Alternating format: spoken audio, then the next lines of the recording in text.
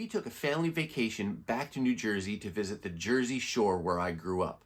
While I was there, I made sure to carve out some time to hit up some local comic shops and do some dollar bin diving. Today, I'm going to show you my haul from two of those stores, and one of them was extra special because it was my very first comic store when I started collecting way back in 1987. Check it out. Hey everyone, welcome to today's video. I am at the Jersey Shore on vacation. Came back here because I grew up here, as did my wife, and we like to get back every now and again to see family, go to the beach, and I like to carve out a little bit of time for some comic adventures when I can. The store behind me is my next stop. You can see there, Comic Relief. It's a new owner and a new location, but this was my very first comic book store back in the late 80s, at the time called Steve's Comic Relief, and they had a couple different locations, but they've got some good dollar bins in here, so I'm gonna go check them out. Let's see what they've got. This is their dollar bin section, and it's tiered pricing, which means the more you buy, the cheaper they get. I found 25 books for $20. I want to start with this Captain America and Falcon. This is number 197 because it's an example of something that I occasionally see in the wild as I'm hunting for books, and I want to get your opinion on it. So this is the copy I got from Comic Relief. Cost me less than $1 with that discount. It's in really rough shape, and you can see there's some ink here that somebody colored in this way for action, and lots of chipping and damage to the cover. It's in pretty rough shape. I got it because it is part of the Jack Kirby run on Captain America during the Silver Age, and at least I got it as a placeholder copy. Now, just yesterday, as of filming this, I went to a different sale and I found this copy of Captain America number 197.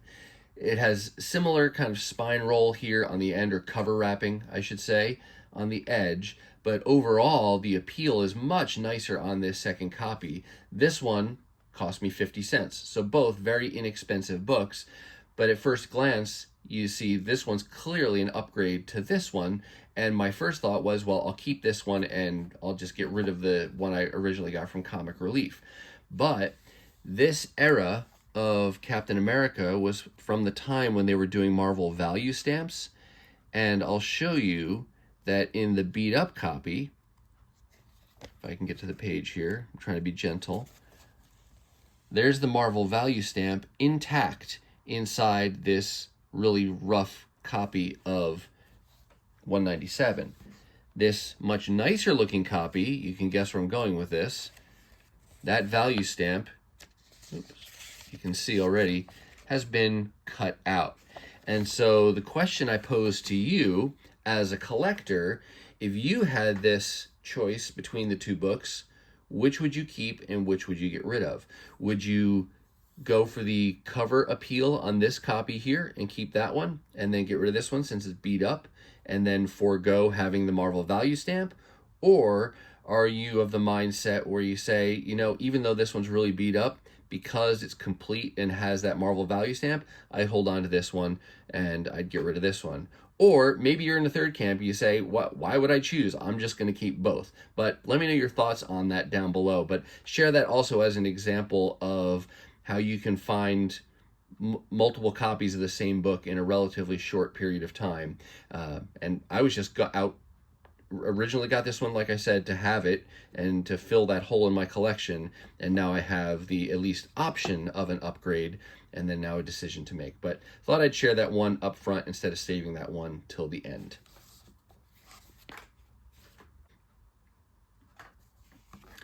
Next we have Thor number 344. If this looks familiar, it's because you saw it in my last video last week. On this same day of hunting, just hours before in real time, I was at Conquest Comics in Bayville, New Jersey, and I obtained a copy of Thor 344. I was super happy because it's one of the very few holes that were left in my Walter Simonson run on Thor that I'm trying to complete.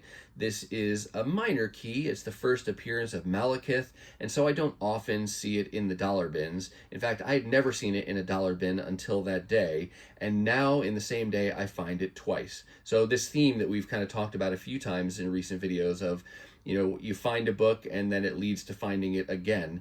That happens so often, and this is no exception. So I found 2 copies of Thor 344 on the same day. I got them both partly to show you, partly because I wanted to compare condition. The first copy I bought was still in a bag in the car, and so without really knowing firmly in my mind how good a copy that was compared to this one, I wanted to get this just in case this is better condition. Turns out they're pretty similar condition copies, but this is a direct edition, and yes, the first one I got is a newsstand, so not even a real duplicate, so I will go ahead and keep both of these. But like to show those examples of when you find repeats of the same book after having, you know, droughts of time where you don't see it at all. I was happy to find a few issues of Batman from the early to mid-90s. These come from a time when I was actively collecting Batman and some detective comics, but not every issue every month. At this time, Kelly Jones was doing the art, and really his art style was one of my early introductions to The Dark Knight. And I don't know if everyone likes his style or how his style is received, but I think it's kind of cool, his approach to drawing Batman. And so I'm trying to fill in the remaining holes from his run that I have. These were bagless and boardless and still in pretty good condition, so I was very happy to find them in good condition despite not even being bagged. But I found issue 532, 534, which is actually just his cover art. Jim Aparo does the pencils along with Bill Sienkiewicz doing inking, I'm guessing then, on this issue, as well as 533, which I don't have, but there was they were the guest artists on 533 and 534, but still a Kelly Jones cover. And then 536, which is Jones again, both on cover and interiors. 547, and then 548. And I want to say his run ran into like the early 550s, like 552 or 553, but very happy when I can find issues to fill in that run. And it's just a style that I like, the way he draws Batman. It's not, you know, very realistic per se, but it's a cool style that works for The Dark Knight, I think, and the types of themes and storylines that they told during this time. So a little bit closer on completing the Kelly Jones portion of Batman. I think they had a whole run of this limited series called Fallen Sun, The Death of Captain America. It went for like 5 or 6 issues, and this is basically stories told in the aftermath of the death of Captain America. And it wasn't until this time in the dollar bins that I put together the fact that Michael Turner does a whole series of variants for this limited series. I knew that he had done a couple variants. I had those in my collection already, but when I got into CLZ and looked into it a little bit more, realized that he did one for every issue. And so they had the remaining issues that I was missing to have all of the Michael Turner covers at least. So this is, what part is this? This one is chapter 3. So Michael Turner, and then the interior creative team is different on each issue. So this one's Jeff Loeb and John Romita Jr., which is another bonus for me, as I like his art.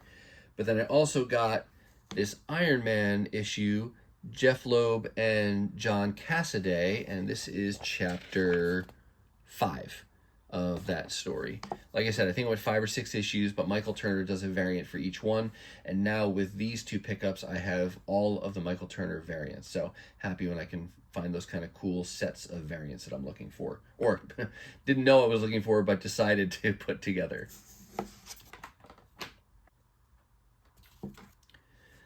I picked up this one shot from the Age of Apocalypse.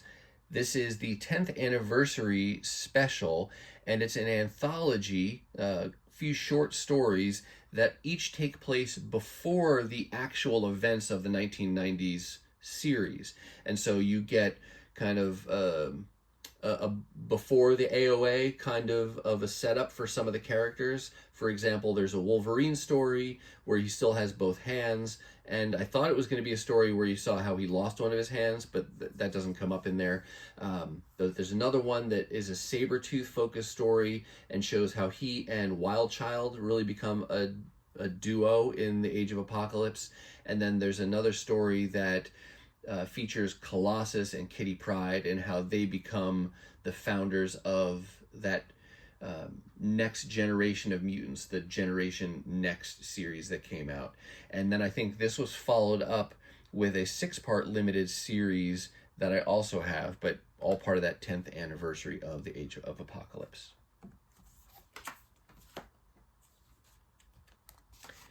I found a couple more of these Wizard half issues. It's kind of been a trend in recent videos. I never saw them before, and now it seems almost every time I go out I find one or two more.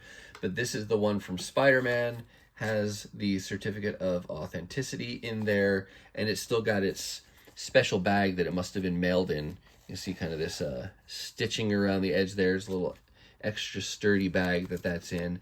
Found that one, and then I also found the Fantastic Four half issue, and that has the COA in it as well.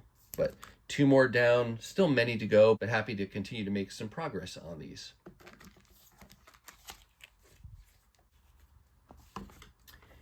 Here is a DC book that may seem random if you've watched my videos, because I don't collect a lot of DC to begin with, and I've never picked up an issue of Firestorm, so I can't tell you anything about the character. The reason I got this was because of this up here in the corner where it says extra free 16-page comic preview of Masters of the Universe. I loved that cartoon as a kid when it was on TV, and I had some of the figures, and my brother had some of the figures, but kind of drawn to anything He-Man related, and it has this 16-page preview, and so I figured I would get it for that. I think that fact makes it a minor key, and I've definitely seen this in the dollar bins before, so it's not an expensive key. I also think that this backup story appears in other DC comics, but don't quote me on that because I can't tell you which other issues, but I feel like I've seen this on other DC comics, so maybe all the ones that came out in November of that year had this preview. One thing I don't understand about the actual story itself, and it's partly because I haven't read it yet, but you can see you've got your traditional Master of the Universe characters, but then look, you got Superman showing up. So what's going on there? Did they incorporate the Masters of the Universe reality into the DC universe somehow? Or did Superman travel to the Masters of the Universe reality for some reason? I don't know. But we're back to Firestorm there. But if you know, let us know down in the comments. I've got to get online and do some more reading about that. But that's why I got this Firestorm number 6, just because of that cool backup preview.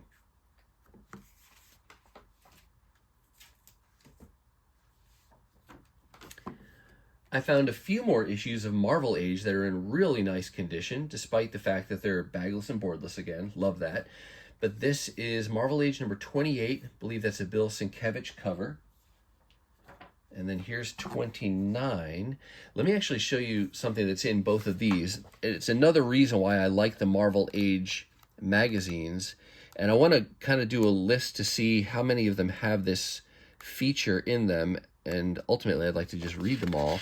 But in the back here, look at this. The Marvel Age 1968 Part 1. This actually goes through, I don't know if it's every title, but all of the major characters and titles in the Marvel Universe and talks about what was happening in their stories in 1968. And I just think that's a really cool summary and history of the Silver Age of Marvel. And so it's just 2 pages, not a really long read, and it goes through alphabetically. And then this issue 29, I checked already, it continues the story here of 1968 with part 2, and then I think issue 30 does a final part for 1968. I don't know how many issues though have that kind of a backup history in them, but I'm going to do some digging and find out, because I would love to have all those. I'd love to be able to read kind of that in context history of what was going on in the comics. It just helps deepen and round out my my comic book knowledge of the stories and what was happening when, and lining everything up. But 2 more issues there of Marvel Age. Actually, more than 2 issues, because then we jump way ahead. Here's issue 121 from February of 1993, and then 123, also from 1993. I checked, these are no longer doing that kind of Marvel Age story, but one thing I will point out that they do is a checklist, which is kind of cool. You know, today you can go online and see, I have a habit of going online and looking at the solicitations each month for what's coming out 2 months from now, because I pre-order all of my new comic books, and so I know well ahead what's coming out, and I place that order well ahead of time. But back in the 90s, we didn't have that yet, so you could go to a Marvel Age, and here's the checklist: first week, second week, third week, fourth week, showing you everything coming out in the following month. I wasn't sure what month this was referring to, because it doesn't say anything on here, but the titles that are listed here would have been dated March 1993. So this came out a month ahead, and so you could see what was coming out next month. In real time, that would have been December that this came out, and then January would have been the comics that are listed on that checklist. But the low-tech but still very cool way to see what comics were coming out in the near future from Marvel.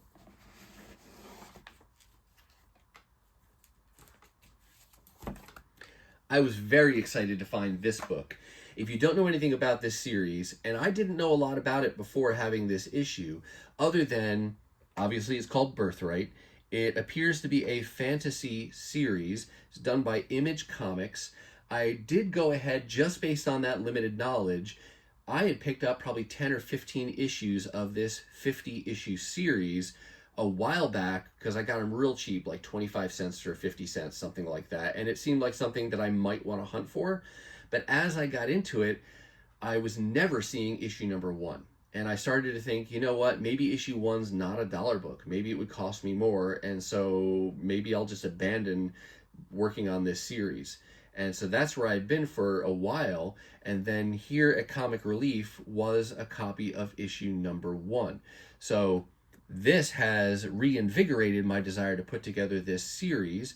Again, 50 issues. I probably have 15 or so of them in total, but I've got a gap after this. I think my next issue after number 1 is like number 6, but I will now resume my hunt for those other issues, because I have seen them on numerous occasions, just never issue number 1. So now I'm happy and excited to start hunting for that again. If you want to know a little bit about the story, this is, like I said, a fantasy series, but it's a twist in that if you think about stories like, he references Josh Williamson, who's doing stuff with the current Energon universe, by the way, but he references in the back kind of his genesis of this project. And he talks about, as a kid, wanting to live out adventures like Chronicles of Narnia and Goonies, and these adventures where the kid or group of kids is just going on about their normal life, and then they stumble into an adventure, you know, find themselves in a fantasy reality, and they go off and live these adventures. But what doesn't get talked about is what happens back in the real world in the meantime. So you've got, in this case, the opening scene is this main character, I forget his name right now, we'll call him Johnny, but he's playing catch with his dad, and his mom is at home getting ready for his birthday party, and they're on the phone back and forth and say, all right, you guys got to come home soon, the party's going to start. And dad throws the ball, it goes into the woods, and Johnny goes running into the woods after it. And you can guess now where this is going to go. From Johnny's perspective, he falls into a fantasy world and begins a whole new adventure. Meanwhile, his dad just thinks his son disappeared, and then there's a whole missing persons investigation. The dad's being a suspect for, like, did he kidnap his own kid? And then you fast forward a couple of years, I think it is, and then you see this character in the background. They get a call from the police station saying, Mr. and Mrs. So-and-so, you need to come down right away. It was something for you to see. And there's a person looking like this there, and his DNA matches their missing child. And so they're left going, wait, what the heck? Is this our kid? But he looks like a Conan the Barbarian type of a warrior, and he's all grown up. And so that kicks off the story, and I think it's going to be kind of a back and forth between reality and the fantasy world that he had been in for all those years growing up. But just an intriguing story, I think, and really happy to have found issue number 1, and now I can build that out the rest of the way.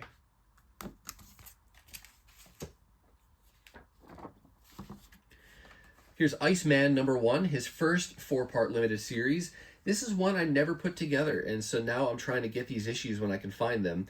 Sadly, when I do find them now in the dollar bins, they're a little bit rough. This has got a rip here, it's got a lot of spine ticks, so it's not my ideal condition copy, but again, I'm going to buy it for now. I'll have it, I'll be able to read it, and then if I can find upgrades of each of the 4 issues at some point, I will go ahead and get those. With this find, I now just need 1 more issue to complete this limited series. But Iceman is one of my favorite X-Men, so definitely going to go and piece together his little spin-off, limited series and things.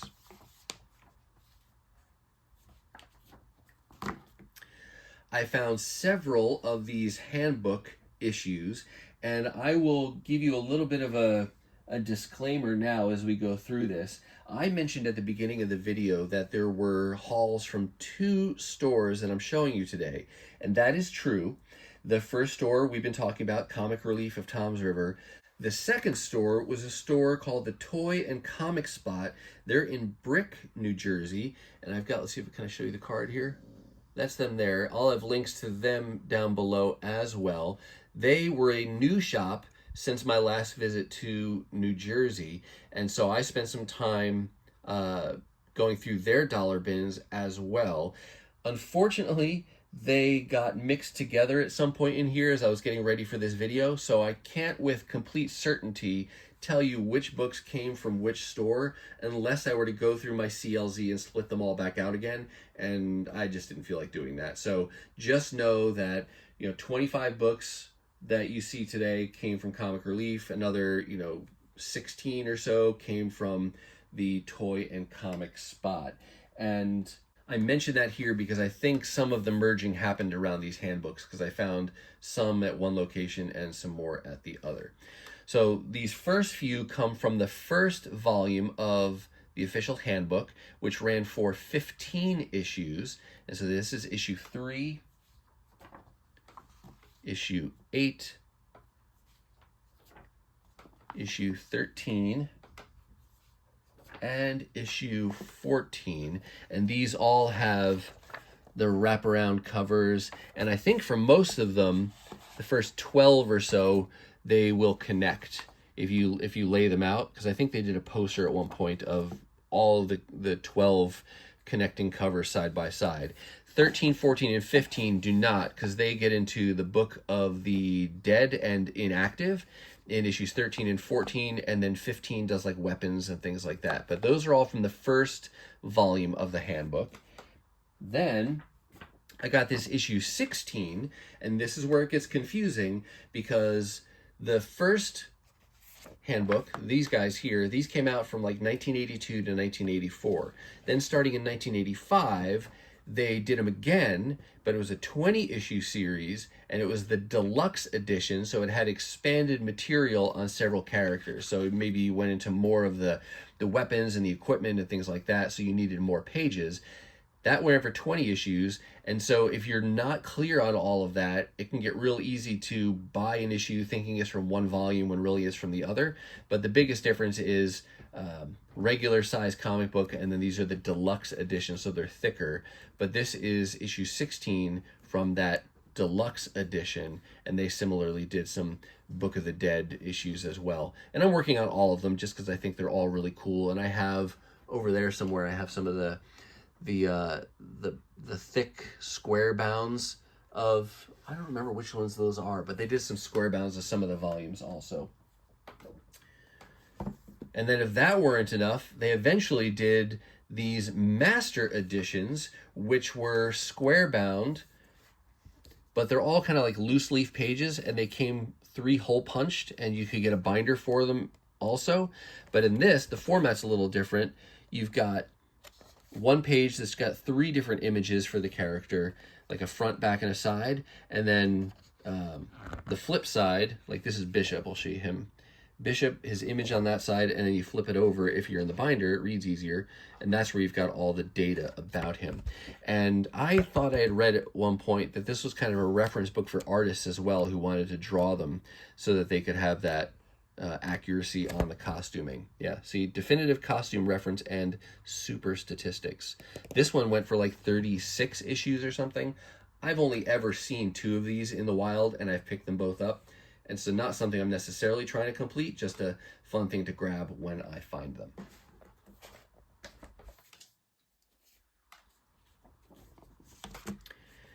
This is the second issue I found of this magazine now. This is Marvel Vision, the Marvel fan magazine. I don't know a ton about it other than that.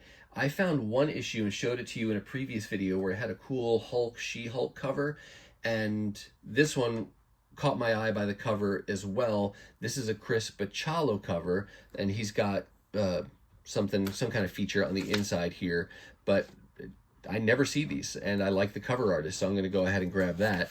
It is a flip cover, so you've got this Fantastic Four image on the back side or the front side. I think that's the back because now everything's upside down, so this is the front. But just another cool addition, both because it's from this magazine I never see and because it features an artist that I really like. Codename Strike Force number 7. This is just an earlier image title that I decided I wanted to complete. It's written by Mark Silvestri. It's got art by folks like David Finch and others, and it only ran for like 13, 15 issues, something like that. So I figured pretty easy to find. I'll go ahead and piece this together. This is the second to the last issue that I need to complete this volume. After this, I just need issue number 6 to have the full series.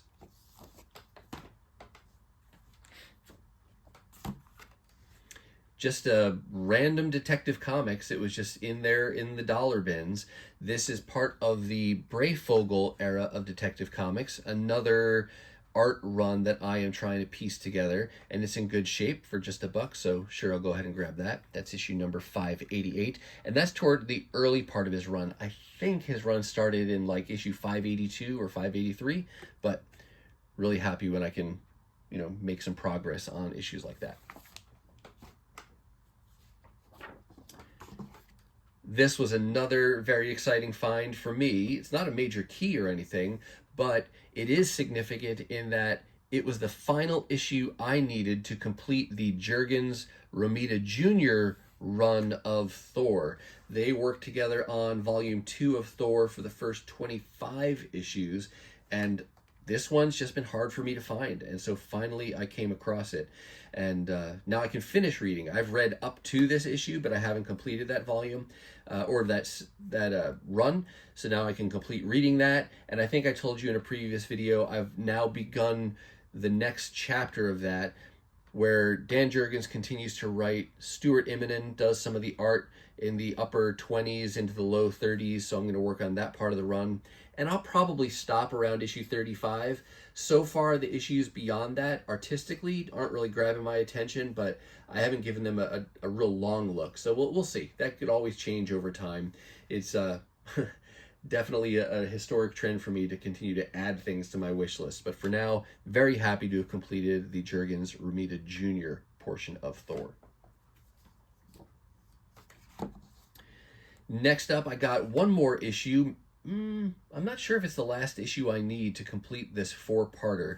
This is a team up between Wildcats and the X-Men, and it's a series of basically one-shots. They're all somewhat interconnected, but they take place during different eras of time that really align with the comic book ages. So this is the modern age, and so this particular story takes place after the all new X-Men start, so after Giant Size X-Men and things like that during the Claremont kind of era, but before the Dark Phoenix saga. I only know that because I read it online, not because it's just really apparent by looking at this.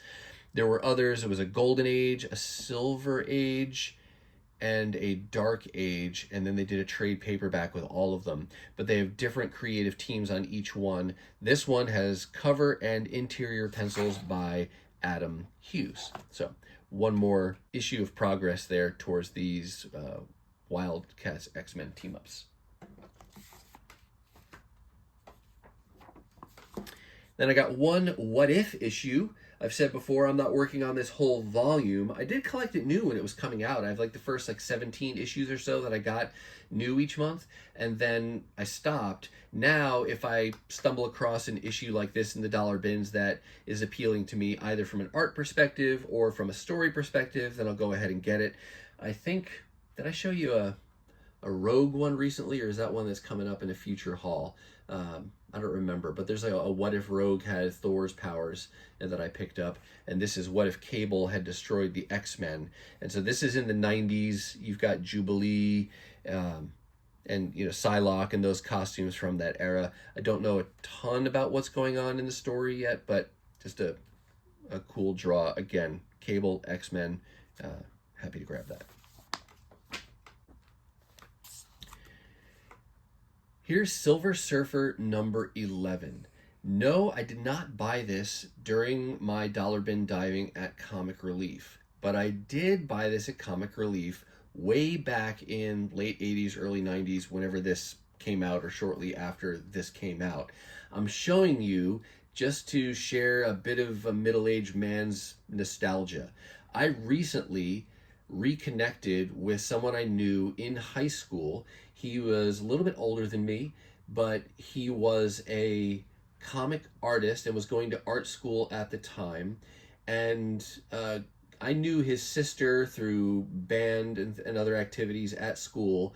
I was never friends myself with him, just knew who he was, and I had friends who were friends with him. But he was an early example of an amazing comic collector in my mind, because like I said, he was an artist in training, and I got to see some of his work that he was doing for projects in school. And then I saw his room when I was over at his sister's, and I distinctly remember his room being one where he didn't have a bed frame. His mattress was just on top of stacks of long boxes. That's how many comics he had around his bedroom. And I remember just being so envious of that and thinking that was amazing. I could get lost in there. As a middle-aged guy now, I think, I don't know how much back support having, long boxes as box springs would provide you, but still really cool from a comic book collecting perspective. Well, I share that because not only was he an artist and comic book collector, he was a manager at the Comic Relief stores, and reconnected with him recently on social media, and I decided I would share some of these pictures that were back from that time when he was working there and when I was shopping there.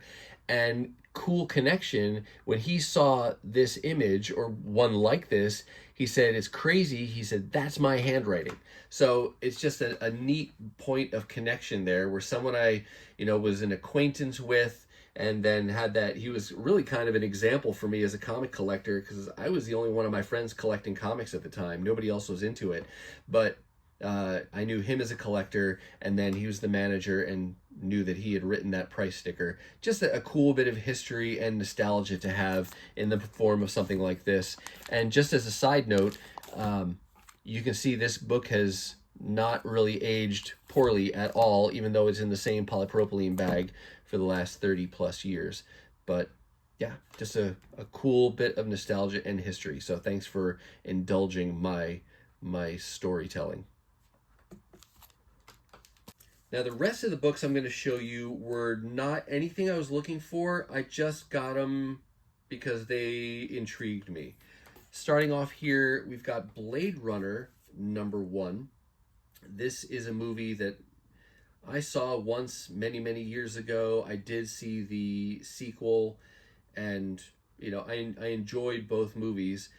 I don't typically go in for the movie adaptations in comic book format, but that was just kind of a cool 80s nostalgia issue. This did go for 2 issues. Unfortunately, they only had issue 1, so if I ever decide I want to complete it, I'll have to hunt down issue 2, but that was just a cool impulse buy just because I saw it there. And then right with it were these next 2 comics, another adaptation, The Dark Crystal, and this was a movie I was into as well. Part of me looks back at this and says, why was I into that? It seems a little bit creepy, man. Jim Henson Muppets definitely bordered on the cool and creepy line. But this was a movie I liked when it was out in the 80s, and they had both parts of this movie adaptation. So I went ahead and grabbed those. And then we'll go ahead and keep with the fantasy theme for one last book. This is ElfQuest #1. This is a title actually my brother collected some back when he was collecting in the late 80s, early 90s. I never got into this. Maybe someday it'll be something I want to get into, but to find issue #1 for just $1, that's pretty cool, because typically that would either be really beat up or, at least be a few dollars more to get the #1 issue from this series. So very happy when I can stumble across a #1 like that. So happy to add that one to my collection. And that then is the last book I've got to show you from both Comic Relief and the Toy and Comic Spot. All right, that's going to do it for me. And that's going to wrap up all the books that I picked up while I was on vacation at the Jersey Shore. Remember, links to those 2 stores are down below if you want to check them out. I do hope you saw something that you liked, and if you did, please take a second and hit that thumbs up. And if you want to see more videos like this, dollar hauls, 50-cent hauls, really anytime I find good books for great prices, then hit that subscribe and ring the bell for notifications so you'll know the next time I upload a video. Now, if you're not quite ready for the YouTube fun to stop, I have hand-selected a couple videos here for you to check out. As always, thank you so much for watching, and I'll see you next time.